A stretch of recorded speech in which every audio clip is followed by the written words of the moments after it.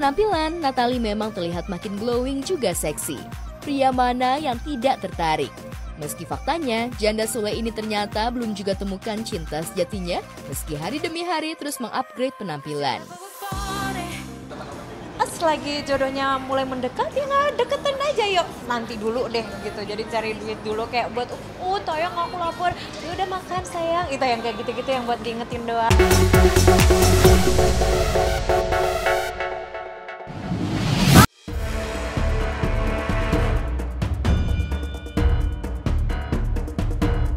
Setelah sekian lama menghilang, aktris cantik Sandra Dewi mendadak muncul kembali. Kemunculan Sandra bukan untuk promo atau launching produk, melainkan untuk berperang lagi melawan Kejaksaan Agung di Pengadilan Negeri Jakarta Pusat menyoal keberatan atas penyitaan aset pribadinya yang tidak terkait dengan hasil korupsi sang suami, Harvey Moise, terpidana kasus korupsi timah sebesar 300 triliun yang sudah divonis 20 tahun penjara.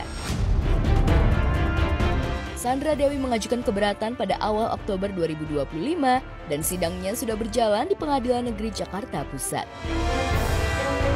Pengadilan Tipikor pada Pengadilan Negeri Jakarta Pusat sedang menjalankan atau berlangsung sidang keberatan penyitaan aset yang diajukan oleh saudara Sandra Dewi dalam kasus korupsi suaminya yaitu Harvey Moise yang sudah divonis bersalah. Apakah nanti dikabulkan permohonannya Sandra Dewi atau tidak itu nanti kewenangan majelis tentunya. Terkait yang bersangkutan mengajukan keberatan, silakan saja. Itu memang diatur juga di dalam pasal 19 Undang-Undang Tipikor, di mana terhadap pihak ketiga yang merasa dirugikan untuk mengajukan. Penuntut umum siap untuk menjawab dan menerangkan apa-apa saja terhadap permohonan keberatan yang diajukan oleh saudara Sandra Dewi. Sandra Dewi, sang Cinderella, sepertinya tidak mau hidup susah.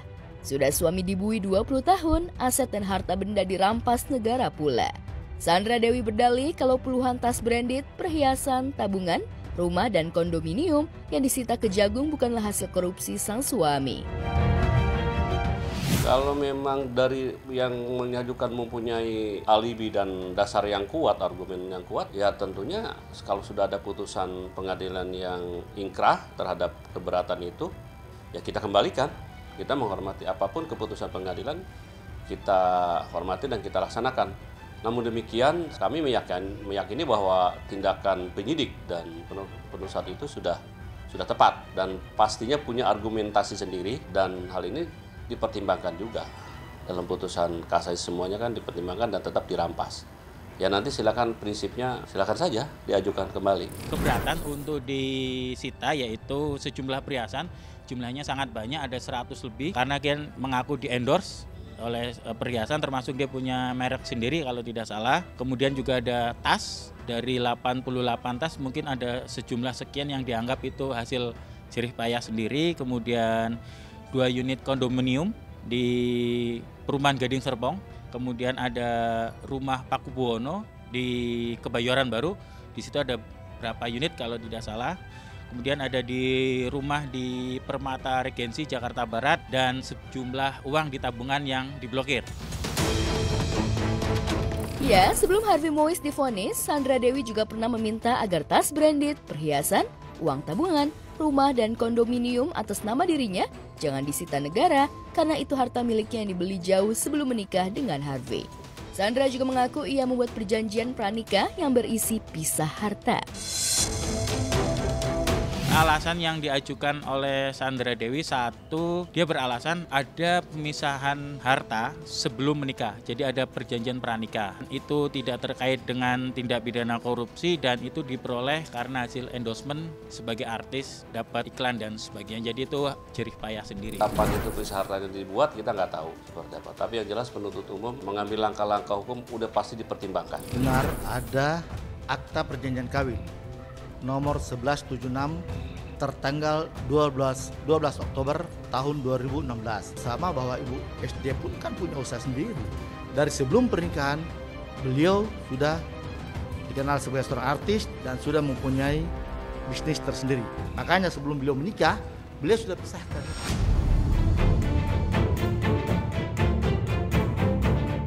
10 Oktober 2024, Sandra Dewi tidak bisa meyakinkan Hakim Pengadilan Negeri Tipikor Jakarta Pusat kalau tas branded, deposito 33 miliar rupiah, rumah dan kondominium miliknya adalah hasil kerja kerasnya sebagai artis dan endorsement hingga akhirnya disita negara. Oktober 2025, Sandra Dewi kembali meminta asetnya itu dikembalikan dengan alasan yang sama. Akankah Sandra Dewi bisa membuktikannya? Ataukah endingnya bakal kalah lagi? Sampai sidang terakhir Sandra Dewi-nya belum hadir. Apakah nanti harus hadir atau tidak itu tentunya kewenangan majelis untuk memanggil. Dan dia kan sebagai pemohon tentu perlu membuktikan gitu ya. Jadi nanti terserah daripada pemohon apakah dihadir atau tidak. Rencananya hari Senin. Tapi untuk hari Seninnya nanti kita lihat karena bersinggungan dengan sidang yang lain. Majelis juga masih ada sidang dengan yang lain. Nanti Seninnya jam berapa kita tunggu aja. Agendanya masih pemeriksaan dari pihak termohon. Gue sama Alvin ini kan gue tidak terlalu ikut campur urusan pekerjaannya dia. Gue tolong, dan sampai detik ini pun gue selalu bilang, Tuhan tolong lindungi saya dari yang jahat. Tolong lindungi pekerjaan gue dari yang jahat. Tolong lindungi hubungan suami istri gue dari yang jahat. Tolong lindungi kehidupan keluarga gue dari yang jahat. Gue sampai detik ini, dari dulu sampai detik ini gue selalu minta sama Tuhan, tolong lindungi saya dari yang jahat.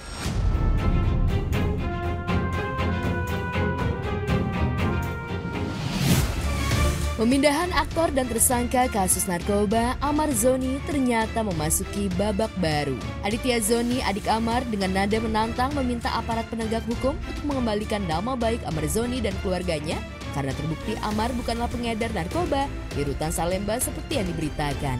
Aditya Zoni bersuara lantang setelah Direktur Jenderal Pemasyarakatan Masyudi mengakui ada kesalahan dalam kasus Amar Zoni. Sehingga salah satu komitmen disampaikan bahwa itu bukan peredaran, namun hasil rahasia rutin yang dilakukan oleh petugas-petugas kita. Ini salah satunya yang kita luruskan di sini, bukan untuk peredaran narkoba, namun itu hasil daripada penggeledahan yang dilakukan secara rutin. Ya udah, terus mau gimana lagi, Pak? Siapa yang bisa dan siapa yang bertanggung jawab untuk mengembalikan nama baik abang saya? Mengembalikan nama baik keluarga saya.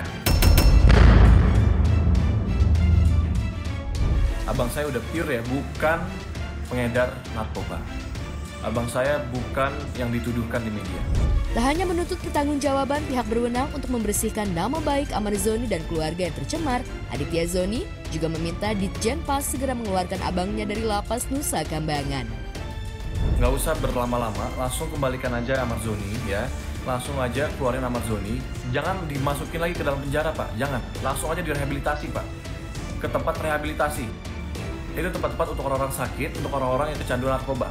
Terbukti baru kemarin Pak Dirjenpas itu bilang kan, kalau Bang Amar bukan pengedar, tapi ditemukan cuman berapa linting ganja. Jadi menurut tinggal masyarakatnya, menurut masyarakat adil nggak kalau dia sampai dipindahin ke NK gitu kan? Kan dia bukan seorang bandar atau pengedar gitu.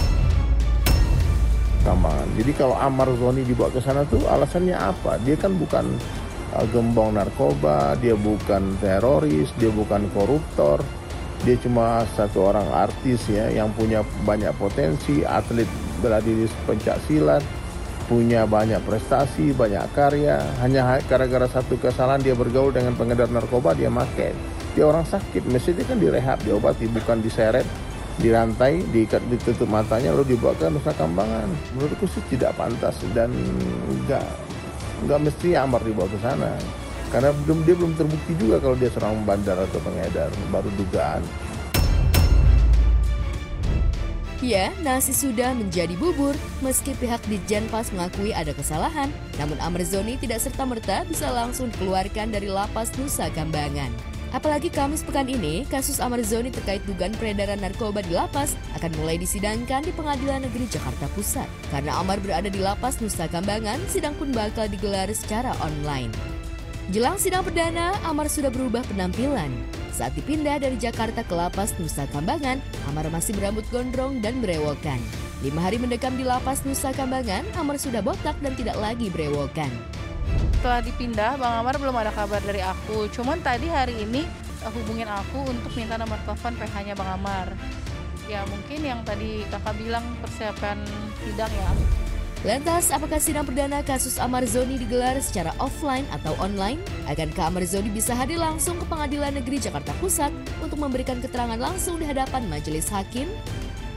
Gitu kan. Udah kalau Bang Amar bersalah, ya hukum sesuai dengan hukumannya gitu kan. Tapi kalau tidak, perbaiki nama Bang Amar.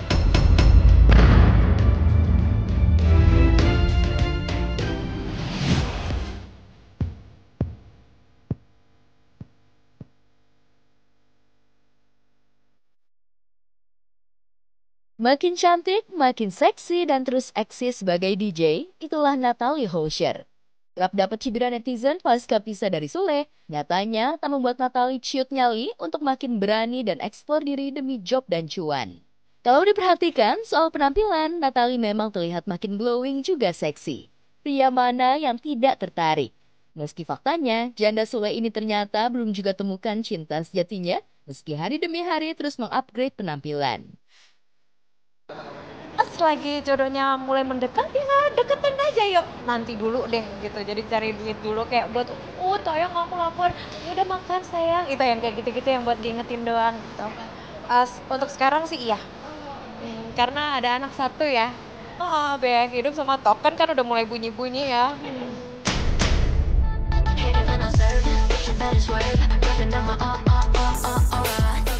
Perihal asmara, pasca bercerai dari Sule, Natalie diketahui beberapa kali punya pacar baru, namun tak ada yang berujung serius. Begitu juga sang mantan Sule, pasca cerai dari Natalie, sempat menjalin hubungan baru dengan wanita lain, tapi juga berujung bubar. Lantas benarkah Natalie dan Sule yang notabene punya hubungan baik, sebenarnya masih sama-sama belum move on? Aza minta, kadang ayahnya juga video call, kadang aku juga video call ayahnya gitu, paling kepo gitu, sama siapa lu sekarang gitu, enggak.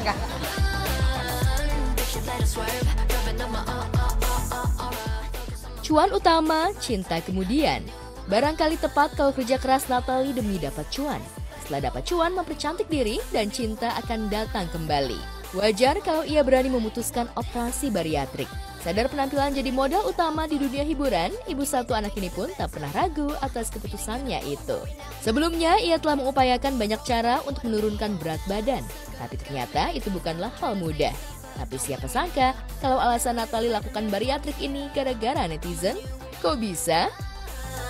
Pemacu utamanya gara-gara netizen ya. Jadi setiap live itu kayak, Natalie badannya geblok gitu. Setiap live kayak gitu. Soalnya pertamanya itu aku udah diet, obat udah, olahraga pun juga udah.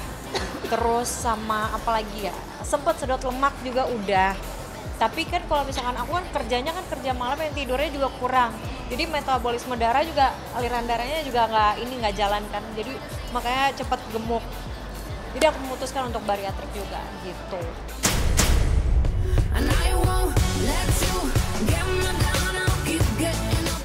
Puas dengan perubahan tubuhnya, ternyata ada pula perubahan gaya hidup Natalie. Tak perlu diet ketat berlebihan karena ia merasa asupan makanan sudah cukup meski hanya 2 atau 3 sendok makan saja. Setelah itu kan udah makannya udah nggak cuma kayak 3 sendok 4 sendok aja. 1 porsi berdua gitu kayak.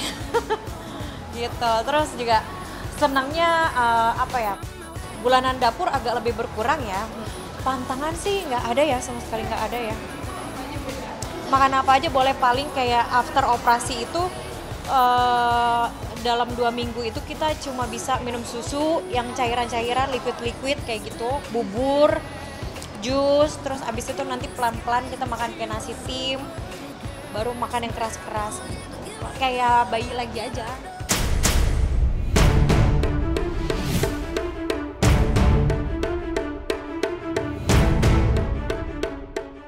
Gugatan ditolak berkali-kali, jalani sidang berkali-kali tanpa menjelaskan alasan gugat cerai, Andre Taulani kembali mencuri perhatian. Bukan soal bocornya alasan gugatan Andre, tapi tingkah lucu ayah 3 anak ini yang punya cara unik menanggapi setiap pertanyaan hingga tudingan soal rumah tangganya. Apa yang Andre lakukan? Tak panas dan tak terpancing emosi. Ia malah santai unggah foto dengan caption bertuliskan, "Udah males ribut-ribut, apapun itu aku okein aja biar cepat beres." Mungkinkah ini respon Andre atas ramainya ancaman Erin yang siap bongkar dugaan pengkhianatan Andre selama pernikahan? Entahlah, tapi dipastikan lewat unggahan ini, Andre sepertinya ogah ambil pusing dan hanya ingin cerai. Musisi sekaligus komedian ini memang kerap memancing suasana lucu lewat postingannya di tengah peliknya masalah gugatan cerai.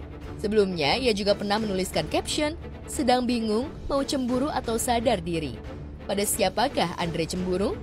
Adakah kaitannya dengan dugaan pengkhianatan yang Erin tudingkan? Gak cuma itu, postingan WhatsApp status Andre juga bikin tanda tanya. Antara mencari cinta yang tulus dan menjadi orang yang bisa dipegang erat, seperti potongan lirik lagu Balonku Ada 5. Andre lagi galau? Atau Andre sengaja membawa profesi komedian di tengah masalah pribadinya? Terganggu kan? Ada apa? Terganggu syuting mungkin Pak? Ya kan saya profesional, harus tetap bagus dong syuting. Gak boleh jadi terbawa.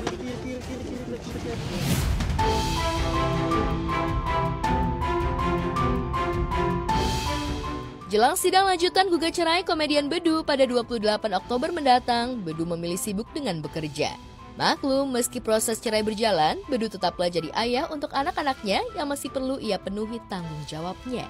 Namun yang menarik dari pengakuan komedian 46 tahun ini adalah ia masih harus melunasi cicilan sejumlah barang yang telah ia serahkan kepada Irma Kartika, istrinya.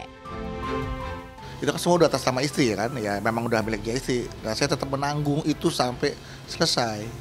Nah makanya kadang-kadang sesekali kalau saya lagi butuh banget, ya komunikasi yang baik gitu kan, boleh nggak pinjam mobilnya gitu kan, ya boleh, selama dia nggak pakai gitu. Ya memang masih ngasih bulanan anak-anak sekolah, bayar listrik, cicilan rumah, cicilan mobil, itu masih saya jalankan.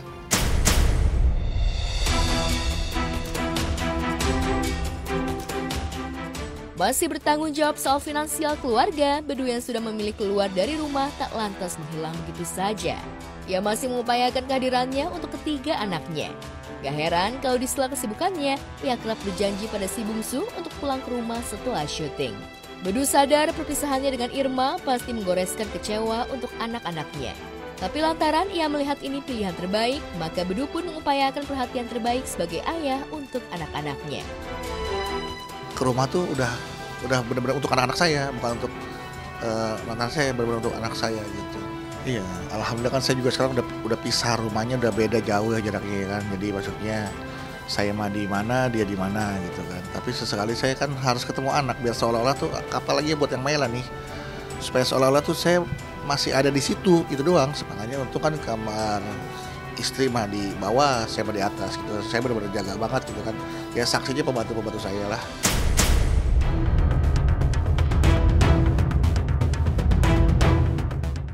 Terlihat baik-baik saja dan santai menghadapi proses cerainya, Bedu sebenarnya banjir dukungan untuk rujuk dengan Irma. Terlebih rumah tangga keduanya selama ini memang adem ayem tanpa drama-drama layaknya rumah tangga selebriti pada umumnya. Mungkinkah Bedu berubah pikiran dan tergerak hatinya untuk kembali jadi suami Irma Kartika? Mengapa pula ia telah memastikan tidak akan hadir dalam sidang lanjutan mendatang? Bukannya enggak, kan hakimnya boleh kan memperbolehkan saya untuk datang kalau ada kesibukan. Ya pas banget ada kesibukan, saya bukan sok disibuk-sibukin, memang pas banget. Gak dakwah ini kan memang tayang setiap hari. Ya mau gak mau syutingnya juga harus banyak waktu syutingnya gitu. Pintu damai terbuka bukan berarti kita kembali ya.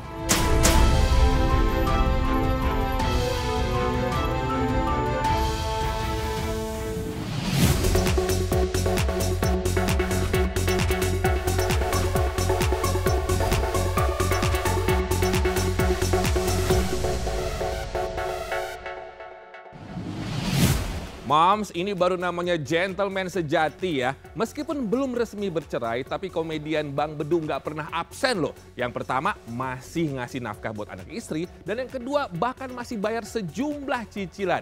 Nah, makanya nih, saking sibuknya, besok katanya sih minggu depan Doi nggak bisa datang ke sidang cerainya ya. Kalau kayak gini mah, kita doanya Bang Bedu sama Mbak Irma kenapa nggak akur aja sih? Kita kan happy kalau kalian kembali lagi. Tapi gimana pun, keputusan terbaik ada di tangan kalian masing-masing. Nah, Nah sementara nih rekan sejawatnya Om Andre Taulani udah nggak pengen ribet kusut kayak benang gitu. Meskipun Mbak Erin sempat mengancam akan bongkar soal pengkhianatan. Waduh gimana ini? Kalau di medsos sih kayaknya Pak Haji bilangnya udah males ribut-ribut gitu katanya. Tapi apapun itu okein aja lah biar cepet beresnya. Oke Mam, selamat pagi. Gimana? Sudah cukup hot kah? Tenang aja, masih banyak yang lainnya Bang Robi sudah siapkan hanya di obrolan seputar selebriti. Untuk itu stay tune aja ya. Selanjutnya dari Prilly Latukonsina. Katanya sih lagi ngamuk sengamuk-ngamuk ya. Karena nama pacarnya yaitu Omara dicatut. Dan di pelaku nih ya, pelaku akan terancam dipolisikan pemirsa. Seperti apa berita selengkapnya? Sesaat lagi tetap di obrolan seputar selebriti. Stay tune.